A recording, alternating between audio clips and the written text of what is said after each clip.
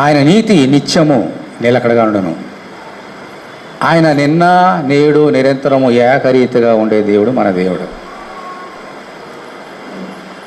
అలాగే ఆయన కార్యాలు కానీ ఆయన నీతి కానీ అటు ఆకాశమందు కానీ మన యందున్న కృప కానీ నిత్యము నిలకడగా ఉండేది. 2000 సంవత్సరాల క్రితం ఆయన చెప్పిన మాటలు ఈరోజు నిలకడగా ఉన్నాయి.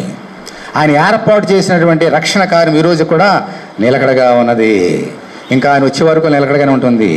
అయితే మనుషుడు శరీర సంబంధంగా నిలకడలేడు వాడు, కానీ ఆత్మ సంబంధంగా ప్రతి వ్యక్తి ఎలా ఉండాలమ్మా?